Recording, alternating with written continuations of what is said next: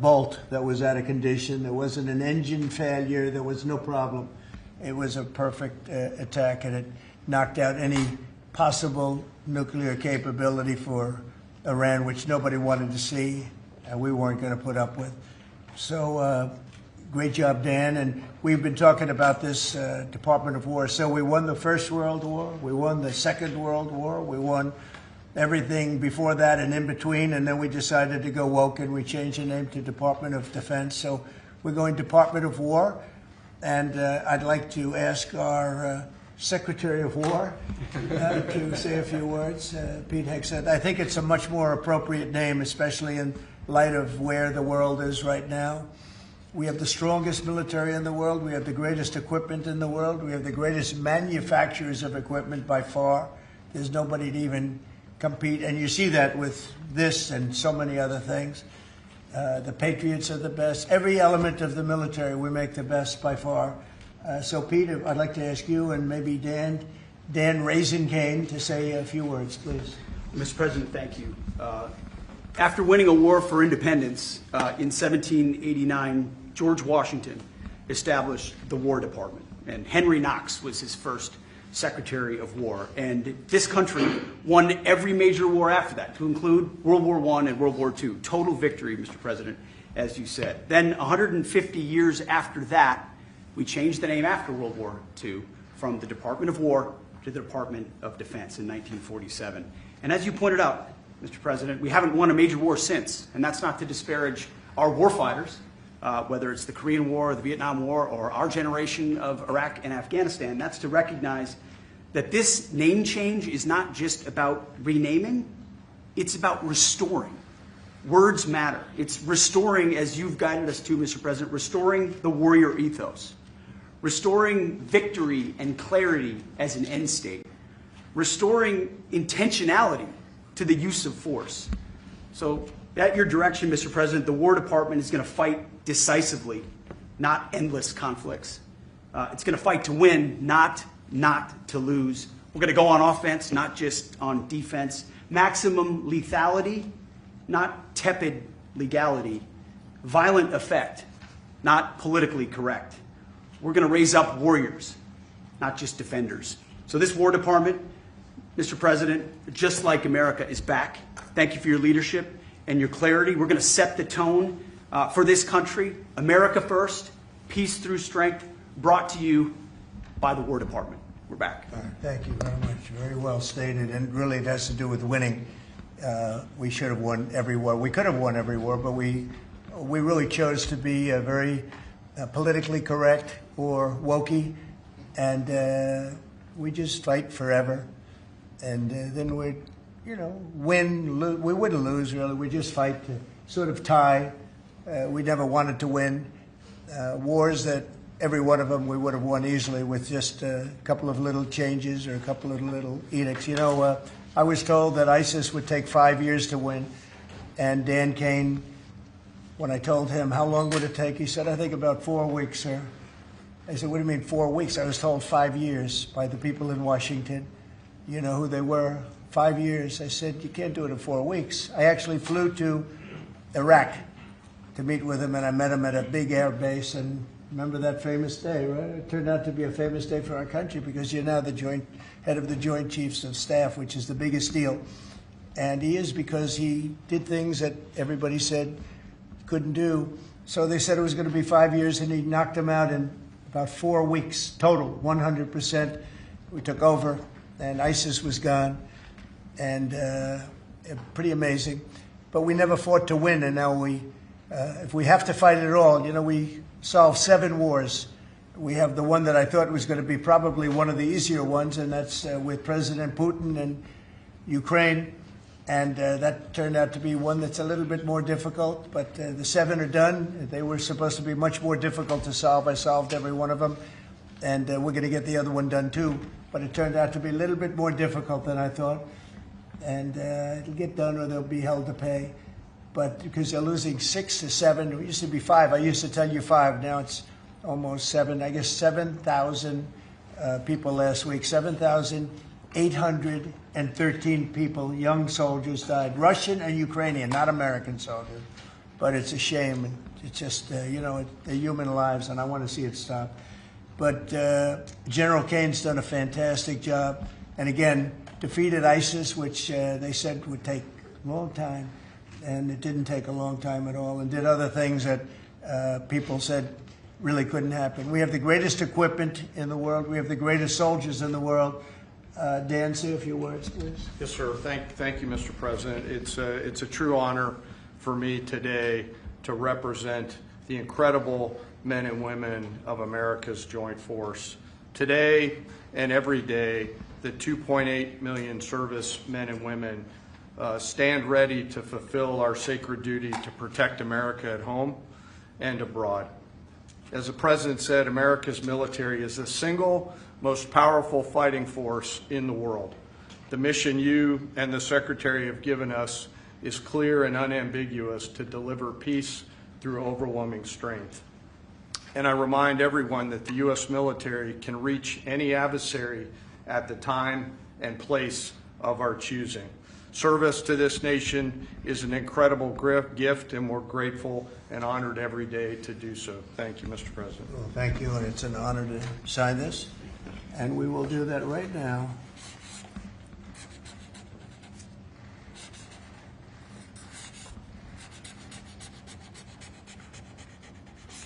I think that's a big one, I'll be honest. I think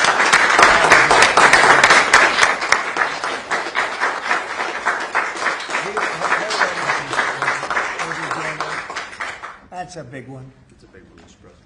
Do you have any questions on this subject? We're going to be discussing the G20 in a couple of minutes, but yes, please. No, right there. What gave you the idea for this rebrand? And a question for you, the newly minted Secretary of War. What message does this send to our enemies, to our allies, to the American people? And again, what gave you the idea for this rebrand at this moment in history? I think it sends a message of victory. I think it sends really a message of strength. We're very strong. We're much stronger than anyone would really understand. And again, you know, having the great equipment, we have just so much better. You look at all of the, just any of it, submarines as an example. We're 20 years ahead of anyone else. Nobody even compares. And I let a lot of this happen in my first term. You know, we totally rebuilt our military. And then, of course, you had that catastrophe in Afghanistan where they gave up a lot of the equipment, but a relatively small amount, but a lot. It was a lot in Afghanistan. I think it was the most, General, I'd say it was the most embarrassing day in the history of our country, the way that happened, the way they went to the wrong airport. They should have gone to Bagram, not the local little airport with no security, with tight quarters, etc. You know what happened. I think it was the most embarrassing moment in the history of our country, frankly. That was under the Biden administration. That was terrible. And we were going to be leaving, but we were leaving with strength and dignity. We were going to keep Bagram because Bagram's 1 hour away from where China makes its nuclear weapons. We're going to have that all to ourselves, a big, beautiful place built many years ago from money that today would be the equivalent of, you know, many, many billions of dollars. You couldn't build it. The longest runways, the most powerful runways in terms of load capacity. And we just walked away from it. So stupid.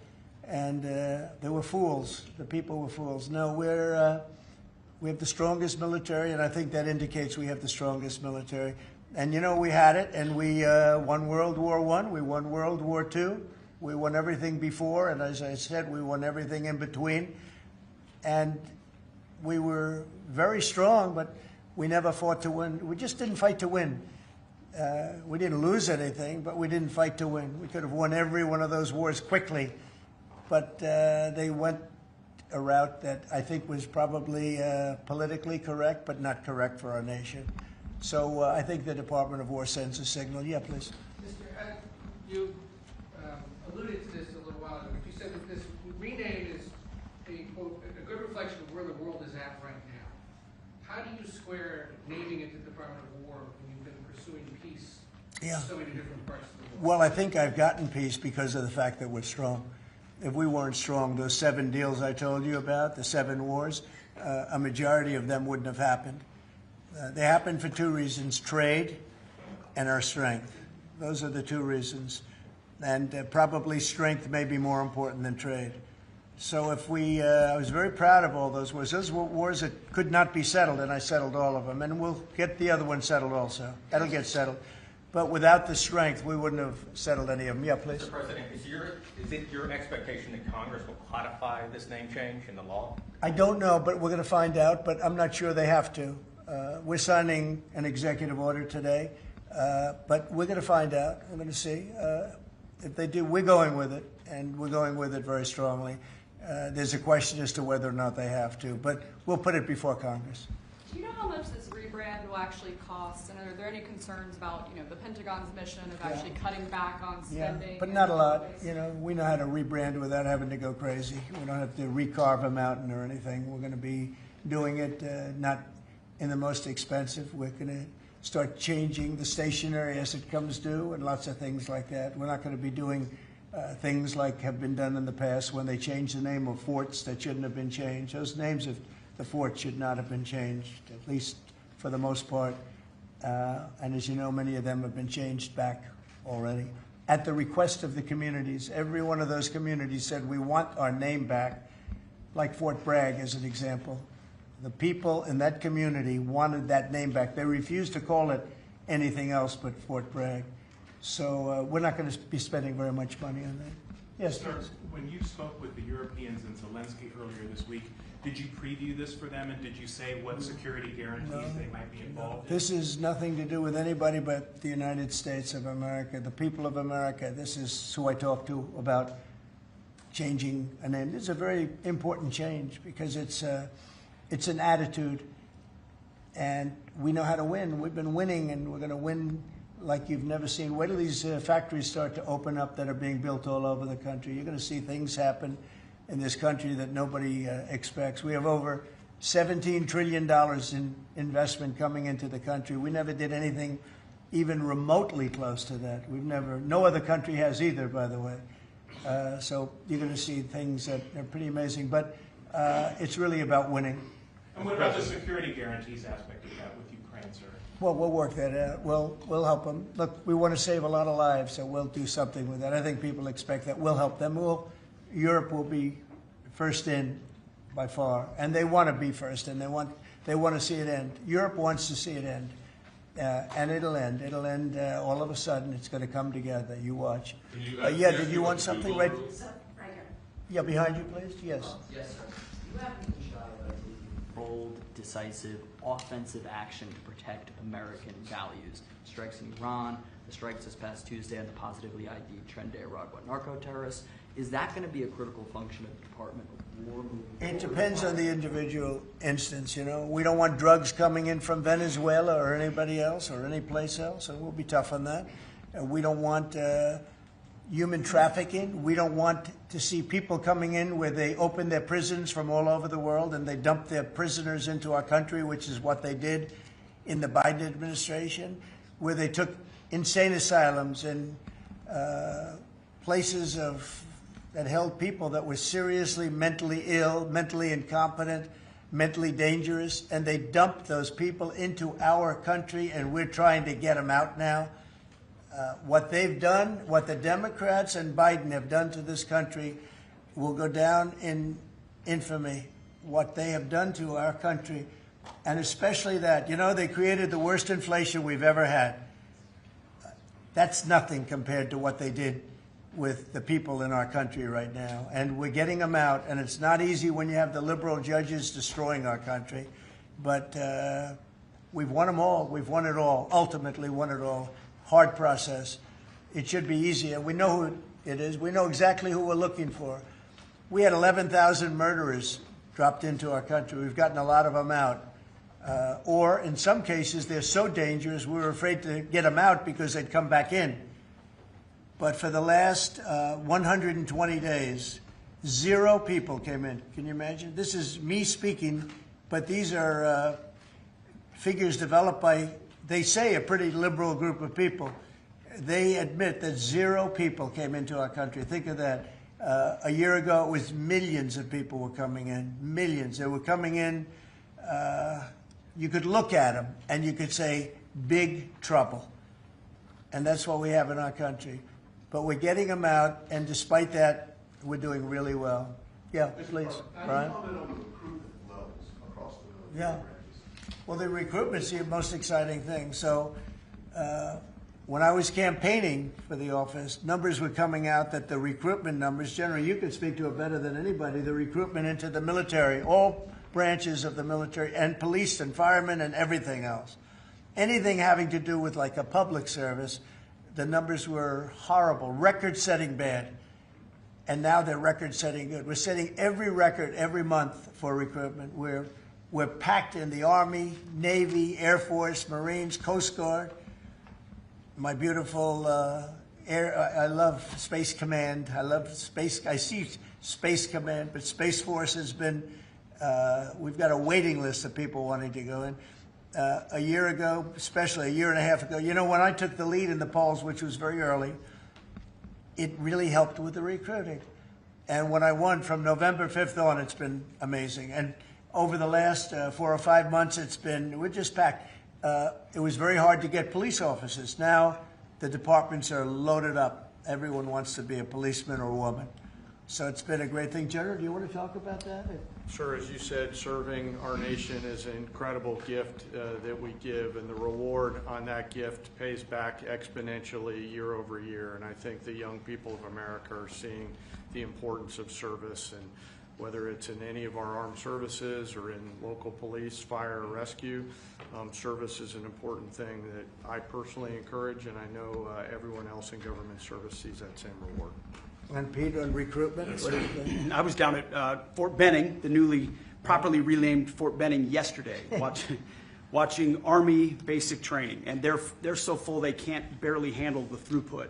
It is truly historic across all the services, as you said. It's been a surge into I was going to say the Defense Department, but I would say the War Department, and that you might almost call it a vibe shift, an attitude shift, a feeling that the country is back, that service is back. And there were military families last year, Mr. President, that said, I don't know if I can recommend, I wrote a book on this, I don't know if I can recommend service to my son or daughter, given what's been done to our military. You heard it over and over and over again. And I hear from those same military families right now, sir, and they're saying, I recommend to my kids that they go into this department, this Pentagon, under this commander-in-chief, who they know you'll have their back, and they want to serve. So it is historic, and it's the biggest reflection of how motivated Americans are by your leadership, sir. You know, it's nothing more than spirit, love for the country. I guess the esprit de corps, as they say, you have more of that than we've had maybe ever, frankly. But to see a turn over a period of less than a year, I would say, but to see a turn, nobody wanted to go into the military. Now everybody wants to go into the military. Jennifer, you want to? Yeah, there's some new reporting on North Korea and this Navy SEAL incident in 2019. Can you say if the administration has engaged with North Korea on that incident since it happened recently? Yeah. And then can you share some recollections? I don't know anything about it, no. I'd have to, I could look, but I know nothing about it. Can you confirm that it happened? I don't know anything about it. I'm hearing it now for the first time. Okay, great. And then on the Hyundai incident in Georgia with the arrest of some workers, construction workers at the plant, have you heard any feedback from Hyundai? I just heard about that a little while before the news conference, and I would say that they were illegal aliens, and ICE was just doing its job. But I know nothing about the instance. It happened a little while ago. Okay? There has been some pushback on that, though, from South Korea already, and of course, they pledged to invest $150 billion in the U.S. and they were just here, last week. Are you concerned? Well, and they have the right to sell cars and things in our country. It's not like a one-sided deal. Are you concerned at all about, your immigration agenda potentially clashing with these economic goals? Well, we want to get along with other countries, and we want to have a great, stable workforce. And we had, as I understand it, a lot of illegal aliens, some not the best of people, but we had a lot of illegal aliens working there. So, look, they're doing their job. That's what they have to do. These are people that came through with Biden. They came through illegally. They came into our country, so we have to do our job. Mr. President, the now Department of War has been involved in the crime cleanup in D.C. You've tasked Congress with proposing and passing a crime bill. What are some things that you would really like to see codified in that crime bill? Well, I think one of the things is the cashless bail. It's killing it. When that came out, the first time, that's when you saw the real big crime start to happen. cashless bail. What a disaster that is. You murder somebody, you don't have to put up bail, and you go out in the street and you murder somebody else. That's what's happened. It happens so often. And that's one of the things. And other of the things you're reading about, you know, it's a standard, but just a certain toughness. I have to say, one of the elements of fascination for people over the last period of time has been what's happened to D.C. So we've gone from one of the most dangerous cities in our country to what they call a safe city. It's a totally safe city. In fact, I set up dinner in Washington, D.C. next week. I wouldn't have done that, to be honest. I would have had an obligation not to do it before I came into office, or even at the very beginning when things were so corrupt and so dangerous out on the streets. So Washington, D.C. has had virtually no crime. We even have a mayor that's admitting to it, and she's a, you know, liberal Democrat, in all fairness. She's a person that hasn't gotten exactly along with Republicans over the years. And she said she's never seen anything like it. So Washington, D.C. is a totally safe city. We have virtually no crime. It's gone from the most unsafe city in the United States, almost, just about, to one of the safest cities, maybe the safest city in the United States. That's a tremendous compliment to our military, what we did. The National Guard's done a fantastic job. Yeah, please. Mr. President, can I ask about Florida real quick? Florida House Speaker Daniel Perez was at the White House yesterday as part of a leadership summit. Yes. And we understand you met with him separately. Mr. President, what did you two talk about? And also, did you explore him running for Florida from you? I didn't. We didn't talk about that, but he's done a fantastic job. He's respected all over the country, really. He's a leader, and he's done just a fantastic job. We didn't discuss anything having to do with his future. I'm sure he'd be very good at that. My second question, Alligator Alcatraz, sticking with Florida, a major ruling appeals court blocked a federal judge's order to close it, and it can remain open for now.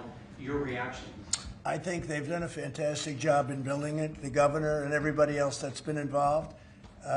It's an incredible facility. It's housing people for usually a very short period of time before they get brought back to their countries. As you know, we focus on criminals before we focus on anybody else, and we're taking thousands and thousands of criminals out every month out of our country, some of them murderers. And I think Florida's done a great job by building it, and whether it's Alligator Alcatraz or anything else you want to call it, I was there. I visited with the governor, with other people. I guess Nikki was there. Tom Homan's been there a lot. A lot of people have been there. It's an amazing facility for what it is. It's not a hotel. It's not supposed to be a hotel, but they've done a great job with it. And I'm very happy with the judge's decision. You also mentioned Venezuela. I want to ask one more follow-up question on that. On the U.S. strike on a vote tied to a Venezuelan drug cartel, the Maduro regime is pushing back today. In fact, they say the U.S. seeks regime change through military threat. Your reaction to those words, and also, would you like to see regime change in Venezuela? Well, we're not talking about that, but we are talking about the fact that you had an election which was a very strange election, to put it mildly. I'm being very nice when I say that. I can only say that billions of dollars of drugs are pouring into our country from Venezuela. The prisons of Venezuela have been opened up to our country. They've taken their prisoners, the worst prisoners, murderers, Tren de Aragua. The worst prisoners that you can ever imagine are now happily living in the United States of America. Now, many of them we've gotten out. It's not easy to get them out because of the liberal system that we're working with in many cases, not in all cases. But millions and millions of dollars and billions of dollars of drugs are pouring out of Venezuela and other countries.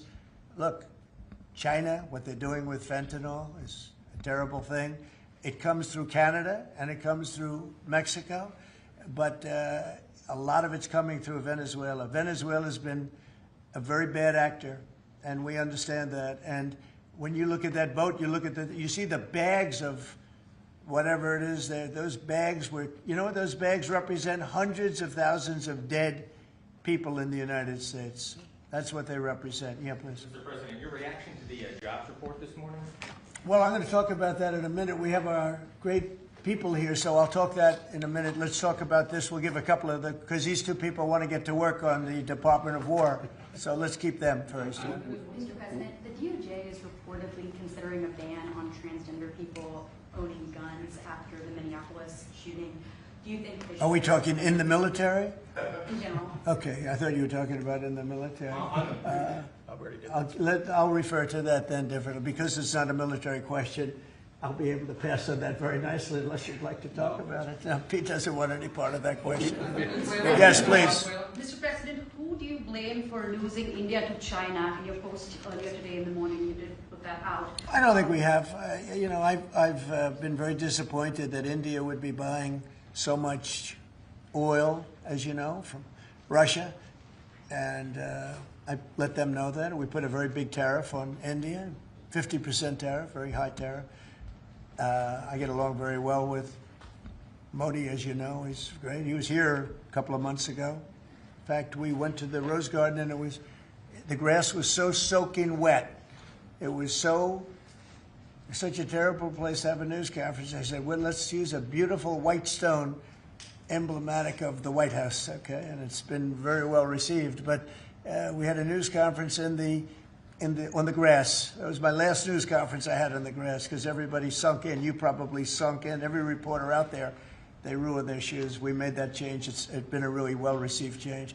Yeah, please, go ahead. On Venezuela, you've sent F-35s down to Puerto Rico. You've sent naval vessels into the Caribbean.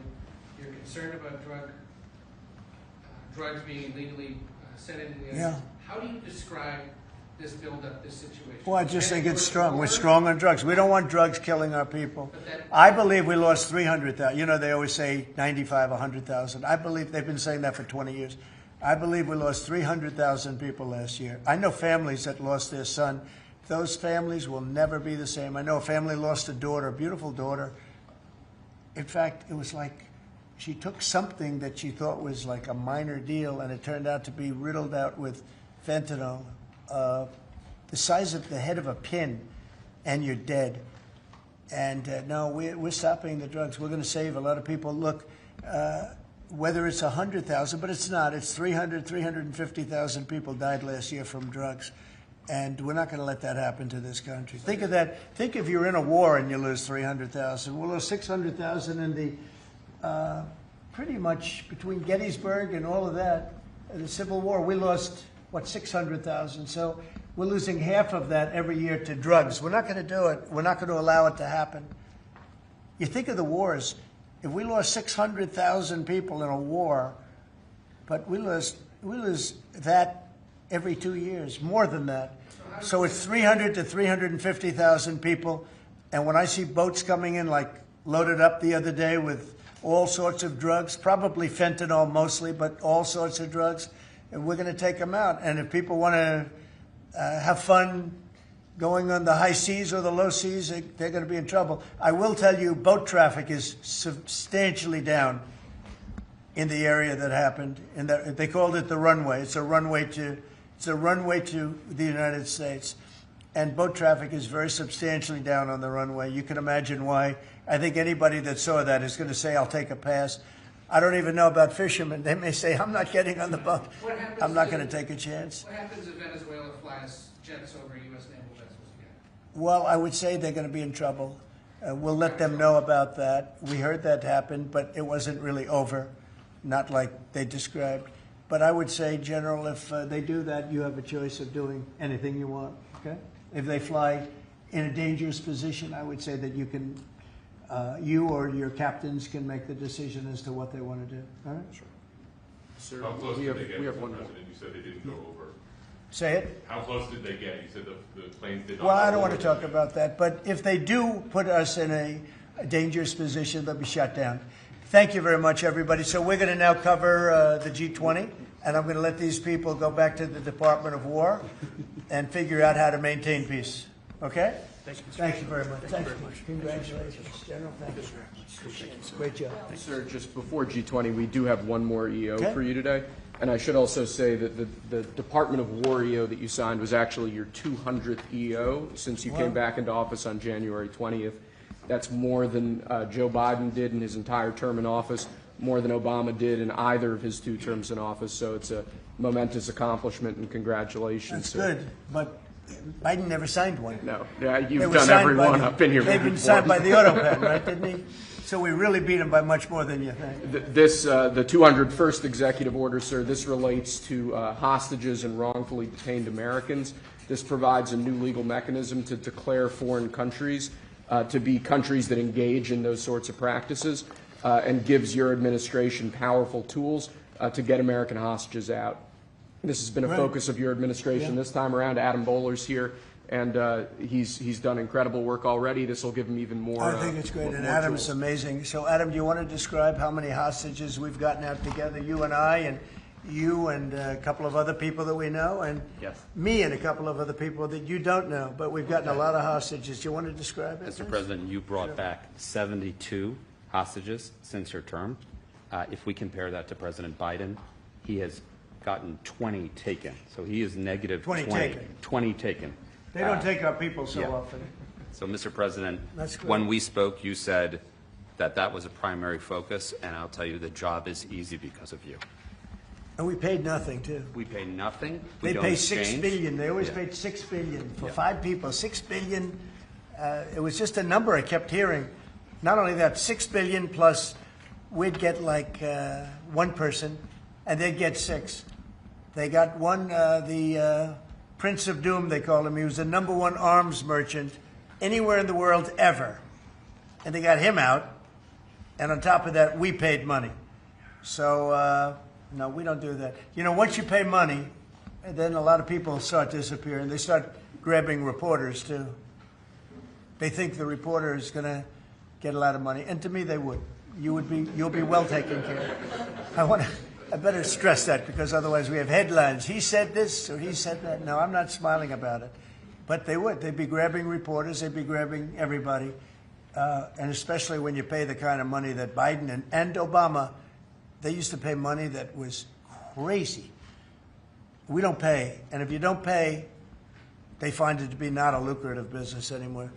That's fantastic. Would you like to say something? Sir, it's really Spihar, Special Envoy Bowler, it's Rick Rationale, it's Steve Witkoff, who brought Americans home. But with this EO you are signing today, you are drawing a line in the sand that U.S. citizens will not be used as bargaining chips, and it provides your Secretary of State, Marco Rubio, the same tool set to punish states who take our citizens wrongfully the same way that we can punish those who sponsor terrorists. This is a very significant EO you are signing today, sir. Thank you, Sebastian. Very good. You're doing a great job, too. And this is your Director for Hostage Affairs at the NSC. Yes, and I hear. So Julia was seminal as well to all of this. I heard you're doing unbelievable. Would you like to say something? Absolutely. It's a outstanding EO, absolutely unprecedented action against those foreign adversaries who would take our people. They now know they are on notice, and it's not acceptable. And if you take our people now, you will pay. You know, Adam gave up a job where he was making tremendous amounts of money, big stuff, top of the line, Wall Street. And he wanted to do this. He wanted to do hostages. I offered him other jobs, too, very big jobs. He said, I was shocked, actually. He didn't want them. He wanted to do hostage negotiation. And pretty amazing. Thank you very much. Appreciate it. Appreciate it. Thank you all. Do you have any questions for them on this very important subject? I think it shows a lot of your leadership as far as fighting for Americans and fighting for humans. And to think that, Joe Biden went in negative territory. Oh, he went way negative. Way negative, and you're actually making progress on this. I think this does send a message to the world that we don't negotiate, we're going to stay strong in that type of what they call business. Well, one little anecdote that may be of interest. We were told by numerous families who had missing loved ones during the Biden administration that this building, Biden's National Security Council, told those families not to talk about their missing loved ones, to be quiet, not to create any pressure on Biden and on Jake Sullivan, the key propagator of the Russia hoax. This administration has met with those families on a weekly basis. Right. People like Adam, yourself, sir, your envoys are doing everything to get every single American home. Not to tell them not to talk about their loved ones, but bring them home. Well, I can tell you one story that was amazing a few weeks ago. Very little written about it, but there should have been. But it was a very nice gesture. The head of Belarus, who's a very respected man, strong person, strong leader, he released 16 hostages. John Cole, a lawyer who works for me, great lawyer actually, one of the greatest lawyers. But John Cole was over there, and he heard that they had hostages. And you know about this. 16 people he released. And I just want to thank the head of Belarus. But while John was over there, they had, I believe, another 1,400 hostages. Now, not from us, from places all over the world. And just pretty tough place, in all fairness. But they had 1,400. And I believe they're going to be releasing a lot of those 1,400. They're not, I think very few, if any. We got pretty much ours back. And we didn't pay anything, but I very much gave my respects to the leader of the country. Was again, he's a very strong man, but he's got 1,400 or 1,500 or a large number, and we're talking about releasing them. Some are political, I guess. A lot of them are political, and looks like they're going to be released at some point in the pretty near future. So it's a great thing. They have to respect your country. If they respect you and they respect your country, they release it. If they don't, then you have to pay $6 billion. I mean, $6 billion. Can you imagine that, paying $6 billion? Kind of related, but not really. But did you comment on Tina Peters, who's been locked up behind bars from Colorado within the election? I think you put out a truth a couple days ago about it. We have a wonderful woman who was an election official, and she saw cheating in Colorado, and she viewed it as horrible, and she said, what's going on here? And she went to the machine, and she tried to open to find out whether or not it was cheating, and they went to her, and they said, did you touch this machine? Yes. And they arrested her. They arrested her instead of the people that did the cheating. It's a state charge, so it's hard to do anything with, but we're gonna do something. What they did in Colorado. Look, Colorado just went to all mail-in voting. That means they cheat. That's why they lost. That's one of the reasons, but that's a big reason why they just lost the whole Space Command situation that is going to Alabama. But when you have mail-in voting, you have nothing but cheating. But this woman is a real patriot, and they put her in jail for a long time. She's 72 years old, 73 years old. And she wanted to find out. She didn't do anything. She touched the machine. She looked at the machine. She's trying to find out what was going on. And they went and arrested her for doing that. And it was supposed to be the other way around. I'm glad you brought that up. They should let her go. Let her out. Thank you. Yeah, please.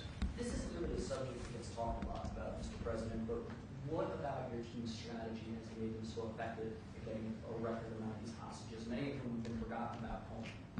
I think they respect us. I think they respect us. They know we're not going to pay. Adam is a great negotiator. Steve Witkoff is a great negotiator. Seb is a great negotiator. They're all smart people. They're a little bit natural negotiators. Some people aren't good negotiators. Nothing you can do about it. And they're afraid of you, sir. Yeah, well, maybe. I don't know. I hope so, or whatever. We have the best. I'd like to say respect, but whatever it takes. Yeah. I actually say whatever it takes. But we've gotten a lot of people out, and we'll continue. We don't have too many in. How many are you working on right now? There's not a lot left. A handful. Yeah, we got most of our people out. We got them mostly back. Mr. President, do you have an update on the negotiations to release the rest of the hostages in Gaza? We're in very deep negotiation with Hamas. We said, let them all out right now, let them all out, and much better things will happen for them. But if you don't let them all out, it's going to be a tough situation. It's going to be nasty. That's my opinion. Israel's choice, but that's my opinion. They got to let them out. You got 20, plus you have about 38 dead people, young, beautiful, dead people. And I'll tell you, the parents want them every bit as much, almost more, than as if their son or daughter were alive. But you have many dead people that are coming out as part of the deal. It's 20 people, but I think of the 20, there could be some that have recently died, is what I'm hearing. I hope that's wrong. but you have over 30 bodies in this negotiation. Can you believe? I mean, we negotiate for people that are living here. We know that at least 30 people are dead, and we're negotiating to get them out. The parents want them back so badly, as if they were alive. Every bit as much. It's really pretty amazing. It's very sad. I'm in the middle of it. And I put out the other day, I said, we want all 20. We don't want 2. You know, I was the one with myself and my people, Steve Witkoff, and Jared Kushner was great on this. But they got a lot of people out. We got almost all of them out. They're down to 20. But, Adam, we got like a tremendous number out. But I always said when you get down to the final 10 or 20, you're not going to get them out unless you're going to do a lot. And doing a lot means capitulation. That's still good either. It's a very tough situation. But I put out the other day, let them all out. Every single one. No more 2s and 1s. We'll give you 1 this week, and in 2 months we'll give you 2 more. And there's negotiation going on right now. Okay. And real quick, what is the biggest challenge negotiating with Hamas right now? 10 to 20, what do they want to let them free? Well, they're asking for some things that are fine. Look, you have to understand, you have to remember October 7th. You know, people forget October 7th. It's not an easy thing to forget, right? But people forget, or they maybe purposely forget October 7th. So, you know, you have to put that into the equation very strongly. It's amazing. Some people even deny it. They deny it. They're crazy. But I've seen tape that's as violent as anything that you can imagine. Many of you have seen those same tapes. So you have to put that into the equation, too. So it's not an easy situation. It's a tough one. But there are 20 people, maybe a little less, but there are 20 people that we want out. We want the bodies of these parents. They are, I've never seen anything like it. The level of love that they have, they want their children back. And, you know, I see demonstrations, big demonstrations in Israel about the hostages, not about the war, about the hostages, which puts Israel in a tough position because, you know, it's tough to prosecute a war when you have people they want the 20 people back. They just want them back very badly and everything that goes with it. So it's very sad. Thank you very much. We're going to talk now about the G20. I figured we could wrap 2 or 3 up. The last time I took a day off, everybody said bad things happened to me. You know that, Seb? I took 1 day off. I didn't take it off. I was working. In fact, I was here. But I didn't do a news conference, and they said bad things happened to the president. That's why they're fake news, Mr. President. It's fake news. You know, if you look, Biden, he had a press conference. He missed it for about a year, right? About a year. And I never saw any stories like that about him. He didn't have, and when he had one, they'd ask him, what flavor ice cream do you like? He'd say vanilla. How many times have they asked him that question? What's your favorite ice cream, sir? Vanilla. Okay, that's enough. Thank you, ladies and gentlemen. They don't have to go through this, but we all have a good time. I only do it for one reason. I think it's good for the country. And we are very transparent. There's never been transparency like we have. There's nothing to hide. So thank you very much on this, Will. Great job. Appreciate it. So we're going to talk about Florida, the great state of Florida now, because it's going to be a very exciting thing to host the G20. And as we celebrate our nation's 250th anniversary next year, the United States will have the honor of hosting exactly that, the G20 summit right here in America for the first time in nearly 20 years. This afternoon, I'm thrilled to announce that the 2026 G20 conference, which will be, I could read off the countries that we're talking about, but you know who they are, I think. Does anybody want me to list them specifically? Jennifer, you're okay? Okay, but will be held in one of our country's greatest cities, beautiful Miami, Florida, where we have the mayor with us, Mayor Suarez. And I want to thank Francis for being here. I thought he might be in this office. You know, he almost got there. There's a couple of them. Right? A couple of them. It's not as easy as they think. Right? It's not that easy. But he's an amazing guy, very popular in Florida. The agenda for next year's summit is being organized by Treasury Secretary Scott Bessent, who is right here. Hi, Scott. I saw him standing over there, nice, tall, good-looking guy, but he moved very quickly. Carolyn, you did a good job. Does Caroline do a good job, would you say?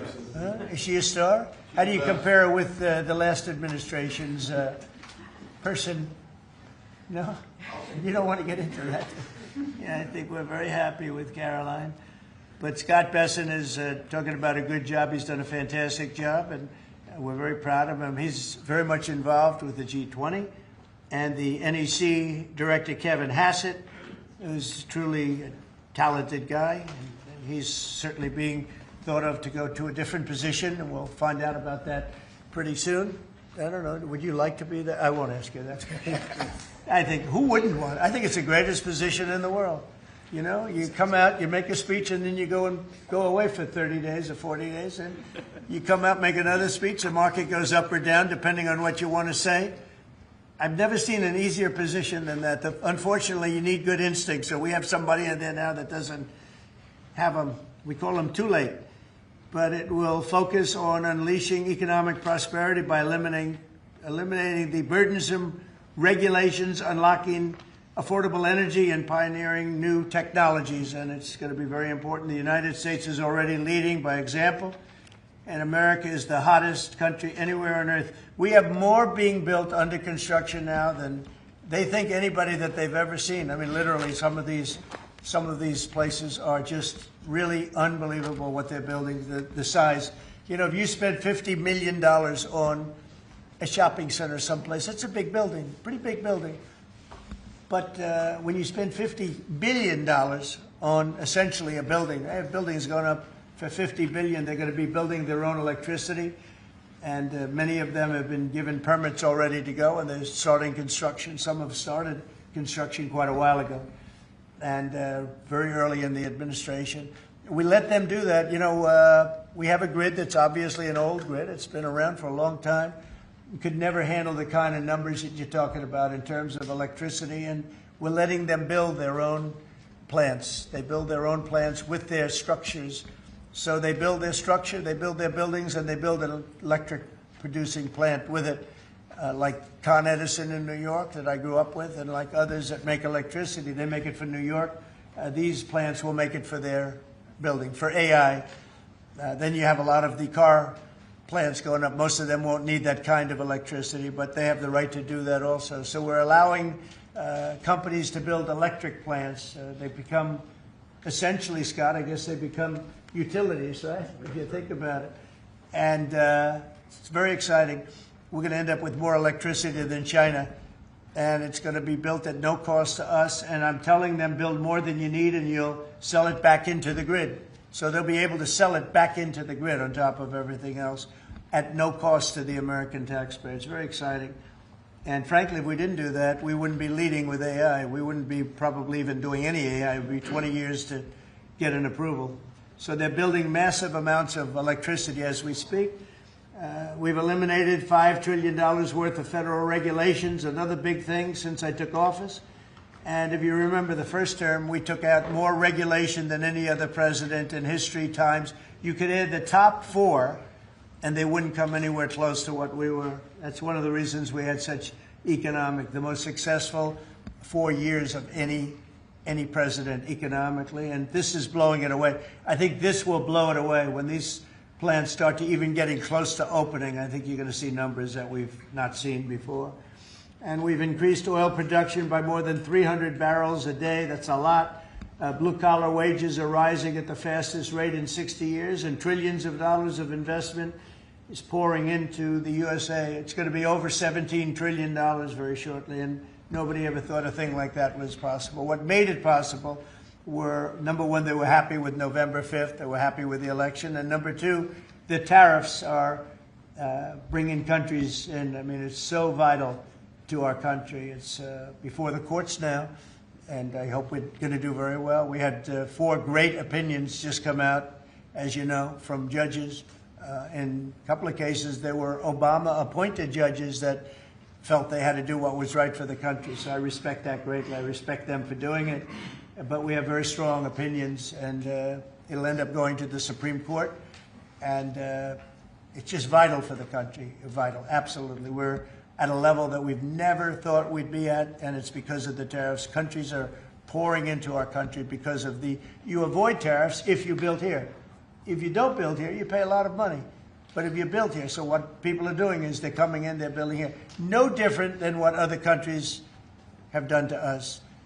But we have a big advantage over other countries. We have a market that we built up during our 4 years that was amazing. We took a commanding lead during that 4-year period. So it's a very exciting thing, but I look forward to showing our incredible success to the world when we visit Miami next year. And I'd like to ask Mayor Suarez, truly a highly respected gentleman who's loved in his city, and we're gonna do a great job. We're gonna work together and do a fantastic job. Mayor, would you say a few words, please? Of course. Thank you, Mr. President. It's a tremendous honor to be with you here today in the Oval Office to make this historic announcement, just looking at the sign, which is so beautiful. Good job. Yeah, it's a great job.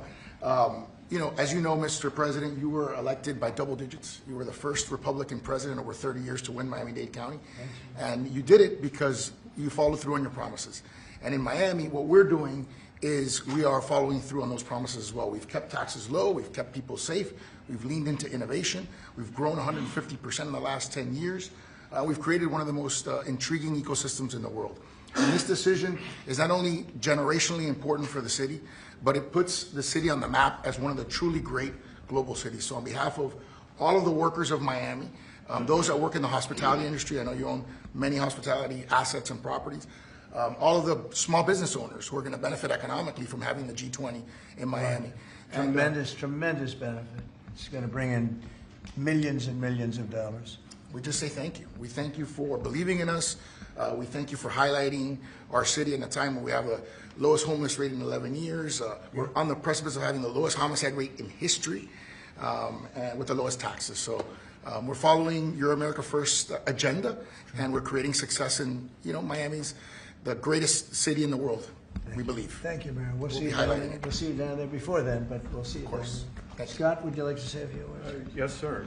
So we're excited to have the G20, and what's important about the G20, President Trump's America First initiative does not mean America alone. It means America leads. So we will be holding the G20 in the capital of the world, Miami, next year, to showcase the beginning of President Trump's second term. Will be a year and a half into it. We will have done peace deals, tax deals, trade deals. We've made the U.S. the best place to come, start a business, have tax certainty, energy certainty, and regulatory certainty. And it's going to be an exciting event. And the U.S., just as the President was saying earlier about the Defense Department of War, the U.S. is back on the international stage as a leader. We have whittled down the G20 back to basics. We are making it work for the American people better than ever. We have the G20 had become basically the G100 this past year. So it will be a concentrated group in Miami, seeing the best America has to offer with American leadership, thanks to President Trump. Thank you very much. Great job, and a great job you're doing. Kevin, would you like to say a few words? Mr. President, I think this G20 meeting, where the world leaders will come to the great city of Miami, is going to be viewed as one of the most important meetings in global history, because what's going to happen is the golden age is going to be documented so well in the data by next summer that you're going to have one of the best speeches written for you that you've ever seen, because we're just going to be talking about the accomplishments of the next year. I think so. A lot of these plants are going to be open by then. Yeah, exactly. And a lot of jobs are coming in, like I think we've never seen before. It's going to be great. Monica, would you like to say something? Thank you, Mr. President. We're so looking forward to having the United States of America host the G20 in Miami in December of next year. And we're also looking forward to having this as a showcase of American strength, vision, innovation, and power under your bold leadership, Mr. President. It is going to be the G20 in the Trumpian golden age. Okay, thank you very much. Any questions on the G20? Could I just? G20. You just said a moment ago that you were very complimentary of Kevin's work, and I was just wondering if he's your man for the Fed. Of Kevin? Yes. Yeah, I am very complimentary. I think he's fantastic. And for the Fed, he's your man. I didn't say that. I said he's fantastic, but no. I sort of know who I'm going to pick, but no, I didn't say anybody in particular. But Kevin is certainly one of the three. They say four, but probably three. That he's a highly respected person. He's great. He's great. He believes in low interest rates, and we all do. But sometimes you have to raise them to stop inflation. We had the worst inflation, I guess, essentially that we've ever had in the Biden administration, and it really hurt people. You know, costs are way down. Our energy costs are way down. And, you know, when energy comes down, everything comes down. And we brought down the price of groceries and specifically the price of eggs. You remember that first week when you were screaming about eggs? I said, I know nothing about them. I just got here. That's Biden's problem. But we got the cost of eggs down to really low numbers. So we brought costs down for people. And, you know, it's something I said. And the Democrats have this false narrative. They say, oh, costs went up. They just say things that it's just like incredible. If you look at energy, I think you're going to be at $2 a gallon with cars very shortly. $2. It was $4, $5 under the Democrats. That's a huge, it's like a massive tax cut. And speaking of tax cuts, we gave you the largest tax cut in history in the bill that we just approved. The largest tax cut in history. And there'll be no tax on tips, no tax on Social Security, no tax on overtime. One of the big things you get is you buy a car and you borrow money to buy the car, you're allowed to deduct your interest, which, Scott, has never happened before.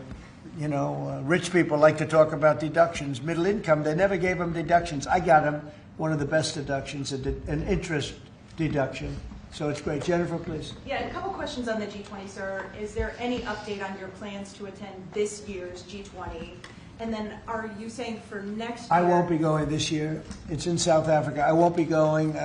JD will be going, great vice president, and he looks forward to it. But no, I won't be going to that. And then I guess for 2026, are you saying it'll just be exclusively the 19 countries, the 2 blocks? There won't be any. No, we're going to invite other countries as observers. They call them observers, but they'll have something to say. But we're going to invite Poland. Already, I've issued them an invitation. They're great. They were just here, as you know. Great leader, great new leader. One of the big surprises, I was so happy I endorsed him, actually, and he won.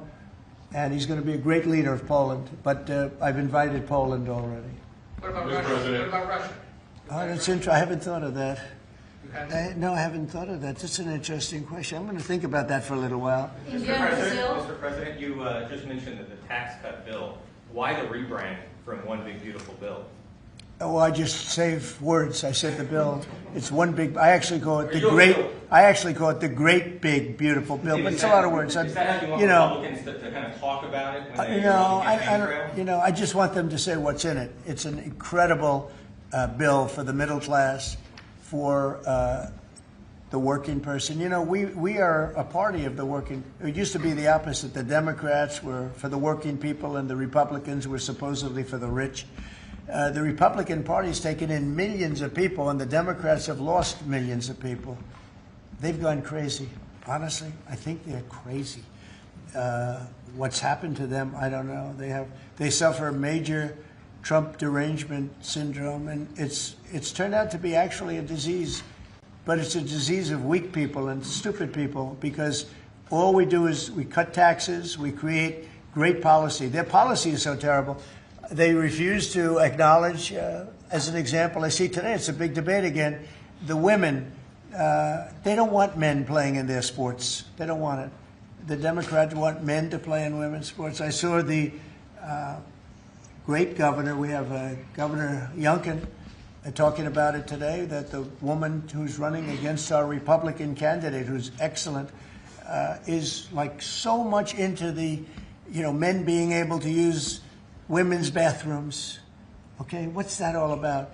Men playing in women's sports, wants open borders. Again, once they want, actually, after what we've gone through with millions, I think 25 million people came in from prisons, from mental institutions, drug dealers, drug addicts.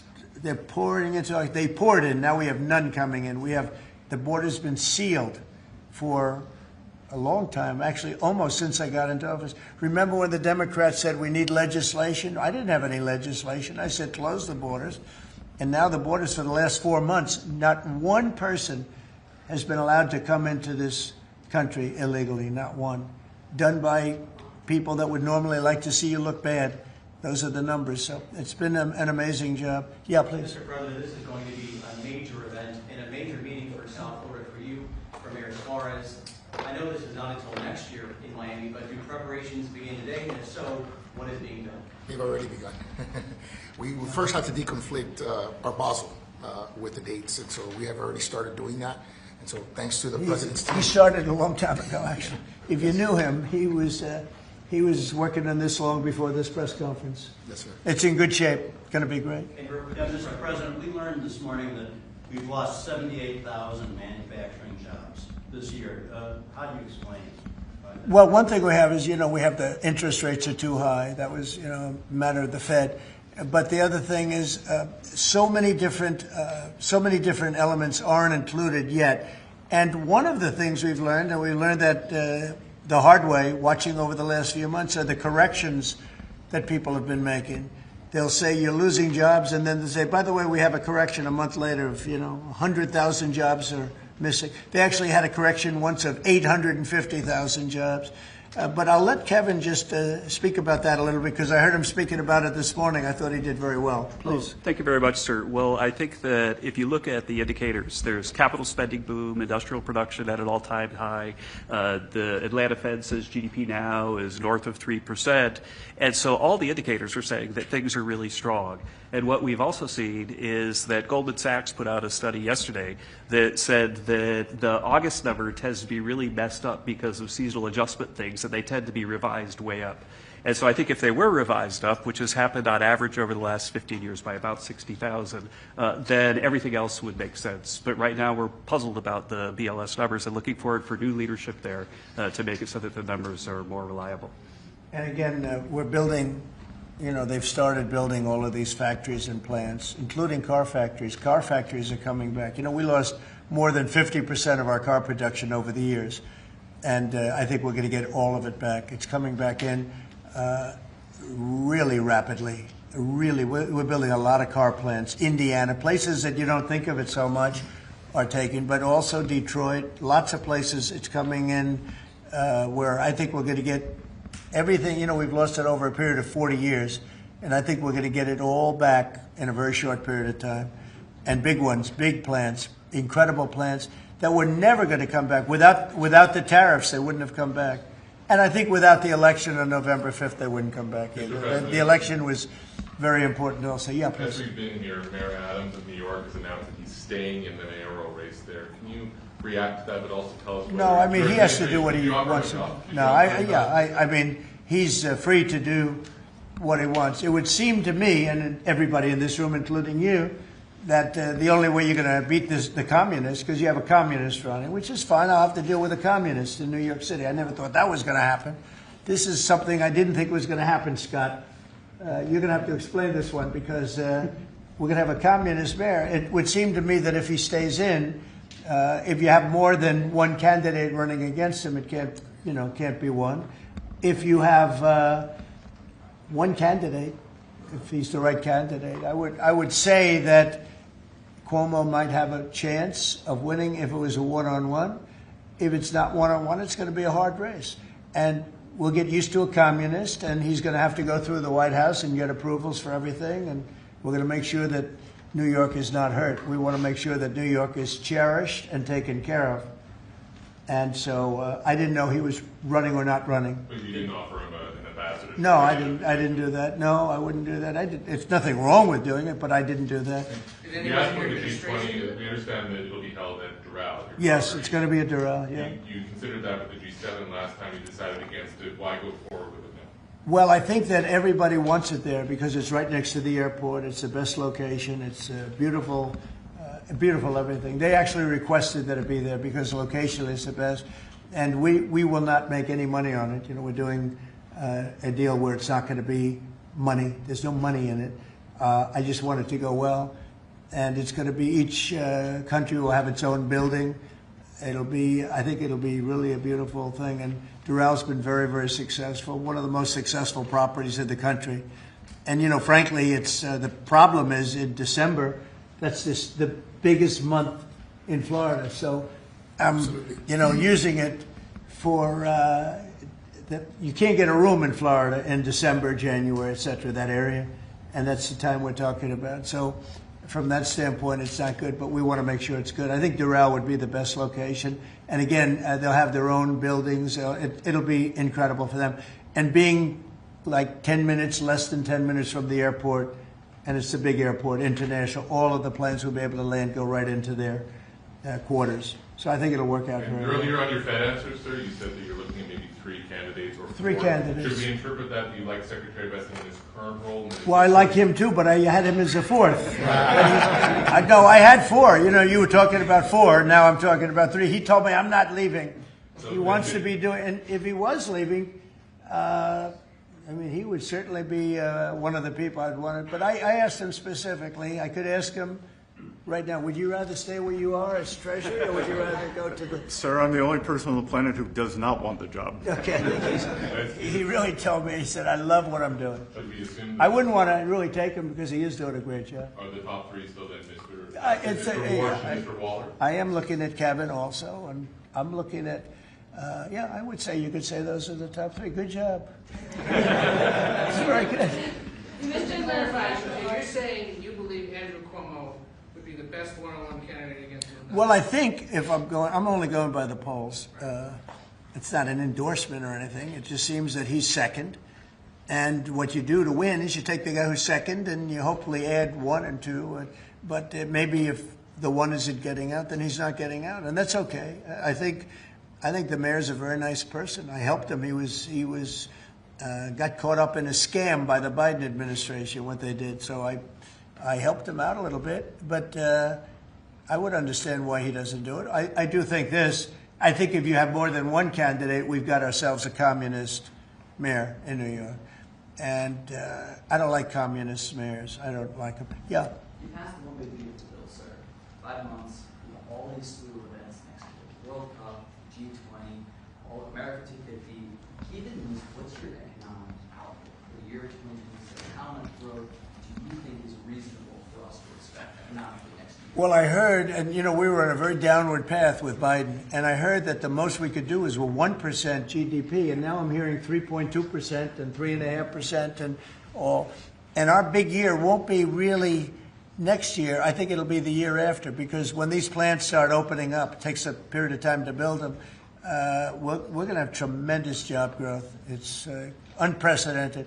We have unprecedented in history. There's never been anything like it, because we're going to have more than $17 trillion invested.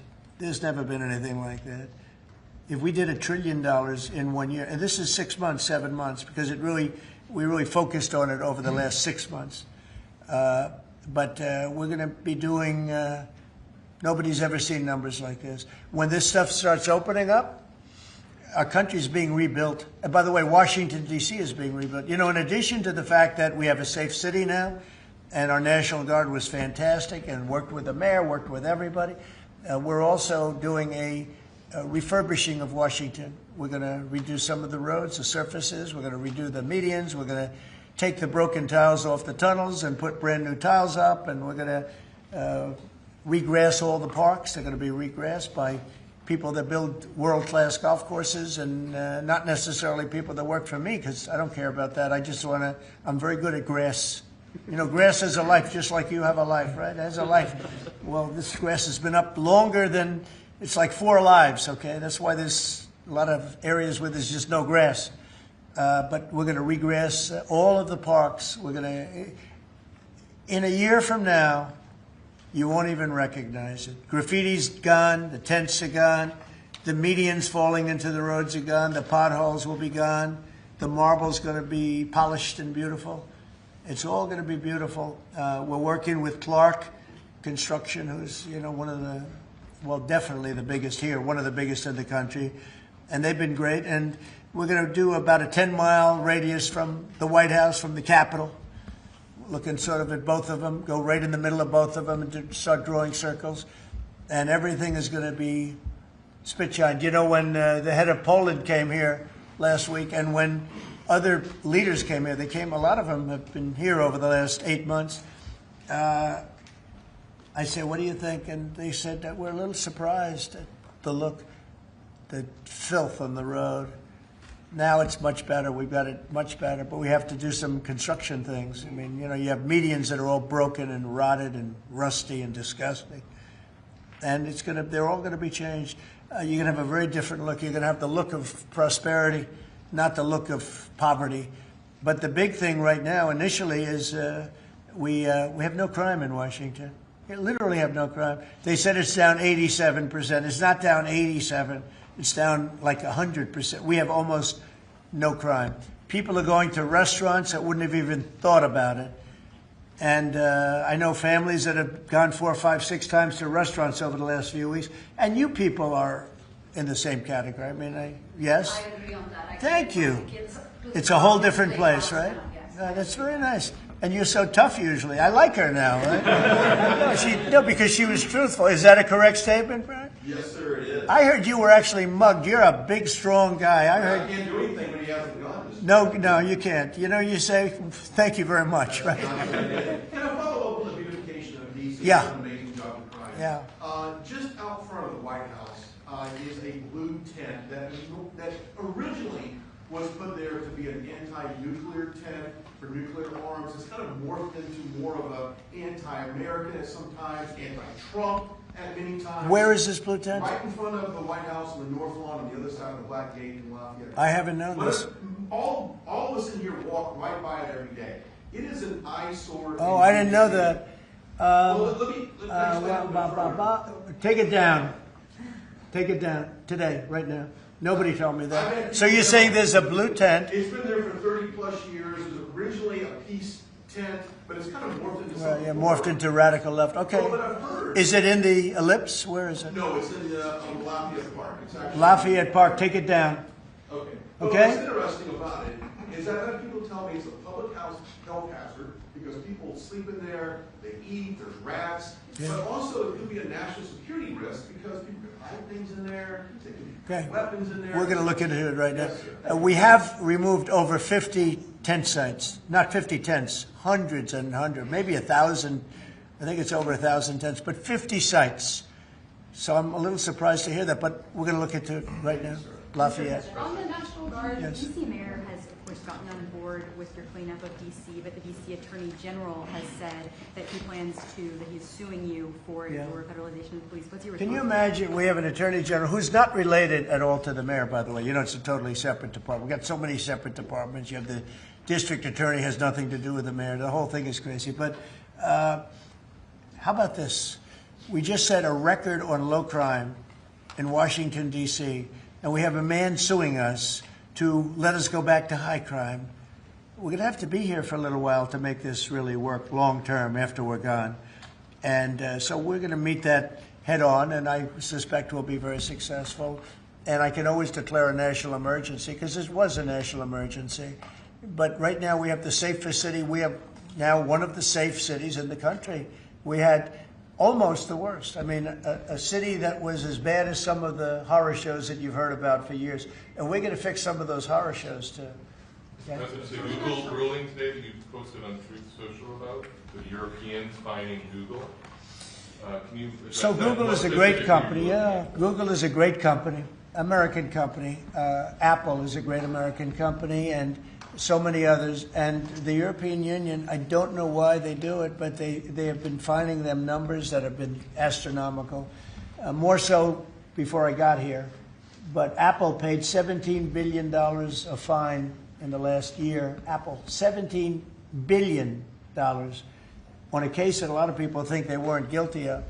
And no, I'm going to be speaking to the European Union about it. It's not fair. Google just got fined $3.5 billion, and they've already paid $13 billion. They're up to $16.5 billion. And people say there was nothing wrong with what they did. It's almost a source of income to run Europe. It's become a source of income. And many other companies, too. Mostly tech companies, but we can't let that happen. What are you seeking from the Europeans, and by when? No, I can just say you can't do that. I mean, they respect us now. They didn't respect us a year ago. European Union respects us. Look, they're paying us $950 billion, right? You got to respect us. They were very disrespectful of our country. I have great respect for Ursula. I've gotten to know her very well. And I just don't think it's fair that they're taxing, and really it's almost become like a tax. It's become so regular. And I've gone to lawyers and I've asked them, what do you think? They said, they didn't do anything wrong. We can't do that. It's not fair. And it's interesting. I don't hear that about China, and I don't hear that about other places. I hear it about the European Union. We were talking about it last night. I think we had a gathering. That was the highest IQ group of people I think any room has ever had last night, you know? It was about as high as you can have. All the tech geniuses were there. They love their computers. They would tell me more about chips that I want to know. Did this come up last night? Yeah, it did. It did come up. A couple of companies said that they were taxed by the European Union. It's interesting. They weren't complaining about, in that regard, China. They weren't complaining about other places. It's the European Union, and they have. Apple was again forced to pay $17 billion last year. So I think we're going to change that around. It's just not fair. We don't want that to happen to our companies. And you know, if somebody does that, we should be doing it to them. They've got to pay, let them pay us. But you just can't do that to our companies. Yes. Was Elon Musk invited to the dinner last night? I wanted to go back to the G20 real quick in Miami. You know South Florida very well. Many cities were being considered for the G20. Was this a hard decision, or did Miami just stand out to you? It wasn't a hard, really. I mean, look, it's got the weather. We're in December, so it's, you know, cold in some places, and that's beautiful too. Cold weather's nice. It's all nice, you know, depending on the city. But no, Miami really wanted it. The mayor really wanted it. The people down there really wanted it. You might just address that for a second, Mr. Mayor. Yeah, as I said, I mean, a conference of this kind does two things. Number one is it puts us on the global map with the great global cities, and I think that's something that we've been trying to achieve for a generation. And I think number two, it's a tremendous boom for your economy. I mean, as the president knows, he has, you know, multiple hospitality assets, and the working people of Miami, the small business owners, are going to benefit tremendously from the economic impact of a conference like this in our city. So it's an image thing, but it's also benefiting working people in our community. Do you think Xi and Putin will attend the G20 there? That's an interesting question. I'd love them to if they want to. I mean, they can, you know, as observers. They'd be observers. So I'm not sure they want to be an observer. But Sir, if they want to, we can certainly talk. Can I ask you another Florida question? The vaccine mandates that were rolled back for school children. What do you think about that? Well, I think we have to be very careful. Look, you have some vaccines that are so amazing. The polio vaccine, I happen to think, is amazing. A lot of people think that COVID is amazing. You know, there are many people that believe strongly in that. But you have some vaccines that are so incredible. And I think you have to be very careful when you say that some people don't have to be vaccinated. It's a very, you know, it's a very tough position. So I'd give you an answer. I'll give you a feeling. But just initially I heard about it yesterday, and it's a tough stance. Look, you have vaccines that work. They just pure and simple work. They're not controversial at all. And I think those vaccines should be used. Otherwise, some people are going to catch it, and they endanger other people. And when you don't have controversy at all, I think people should take it. Okay. One more follow-up on your comments on the taxes. On the upcoming tax bill, are you discussing, do you want that new tax bill to eliminate inflation from calculating capital? When you say the upcoming tax bill, because when you have an upcoming, we just passed the biggest tax cut in the history of our country. So there's nothing upcoming. There's something that we just passed. So we passed the biggest tax cut in the history of our country for the middle class, for the worker. And that's the only bill that we're really talking about. We did a good job. It's very comprehensive. And I will say the Democrats, if you gave them every point that they wanted, every point that they've dreamt of all their lives, you wouldn't get one Democrat vote. They really are. They've become deranged, sick. It's crazy. If you gave them a list of the top 10 things that the Democrats wanted and you put them in a bill to get passed, you wouldn't get one vote. It's the only thing they have. They stick together, but they're dying. I mean, They down to 16% approval rating, the lowest rating in history for either party. And we have the highest rating we've ever had. The Republicans have the highest rating we've ever had. On the National Guard, have you decided which city that you want to go into now? Yeah, I have. I have. I'm not going to say it now, but yeah, I have. We're going to go into another place and straighten it out. And I will say this: I watched today. I didn't know that was continuing to go on, but Portland is unbelievable. What's going on in Portland? The destruction of the city. Well, I'm going to look at it now because I didn't know that was still going on. This has been going on for years. So we'll be able to stop that very easily. We'll be able to stop it. But that was not on my list, Portland. But when I watched television last night, this has been going on. You wouldn't be standing if you were the mayor. You would be. Can you imagine what they're doing? They're walking in throwing smoke bombs into the store. These are paid terrorists. Okay. These are paid agitators. These are professional. I watched that last night. I'm very good at this stuff. These are paid agitators. They get paid money by radical left groups, not radical right groups, radical left groups. And they get paid a lot of money. And you see it with the signs. They all have perfect signs that are printed. They look as good as that sign. Those signs aren't made in basements. They're made at professional printing offices, and they cost a lot of money. These are paid agitators, and they're very dangerous for our country. And when we go there, if we go to Portland, we're going to wipe them out. They're going to be gone, and they're going to be gone fast. They won't even stand the fight. They will not stay there. They've ruined that city. I have people that used to live in Portland. They've left. Most of them have left. But what they've done to that place is it's like living in hell. Yeah, go ahead. Thank you for your statement before. AP is reporting that you would be banning visas to delegations who will be attending the UNGA, the UN General Assembly, including Brazil. Your reaction on that, sir? That who's banning them?